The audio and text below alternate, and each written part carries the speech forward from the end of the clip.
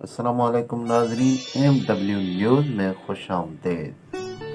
MW news में breaking news खणी आया आहियूं त मिसणवडी यूसी मिसणवडी में सरदार ज़ादा ज़ुल्करनैन खोखर जो दौरो। ज़ुल्करनैन खोखर ॻोठ तैयब गांगलो में मरहूम अब्दुल रज़ाक गांगलो जे वारसनि सां तज़ियत कई। जॾहिं त ज़ुल्करनैन खोखर साहब ॻोठ गुलाम गांगलो में गुलाम रसूल मल्लाह सां संदसि वालदा जी वफ़ात ते तज़ियत पुण कई। उन खां बाद में ज़ुल्करनैन खोखर साहब ॻोठ काज़ी नूर मोहम्मद लिगारी में मशहूर वकील अब्दुल रज़ाक लिगारी जे साले जे वफ़ात ते साणसि तॾे ते पहुची तज़ियत कई। जंहिं बैदि ॻोठ गुलाम अली लिगारी में सीनियर सहाफ़ी शौकत अली लिगारी जे वालिद साहब जी वफ़ात ते पुण तज़ियत कई।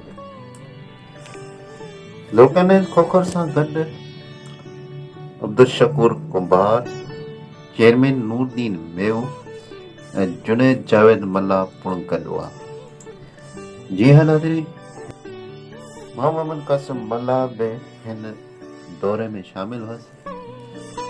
उन मौक़े ते ज़ुल्करनैन खोखर साहब चयो त बलदियाती इलेक्शन जे हवाले सां असां पूरे ज़िले में पंहिंजा माण्हू बीहारींदासीं। मुख़ालिफ़नि जे लाइ कंहिं बि यूसी में मैदान ख़ाली न छॾींदासीं। हूअं बि असांजी कोशिशि हूंदी आहे त अवाम खे सॾ सां सॾ ॾियूं ऐं अवाम जी भरपूर ख़िदमत करियूं।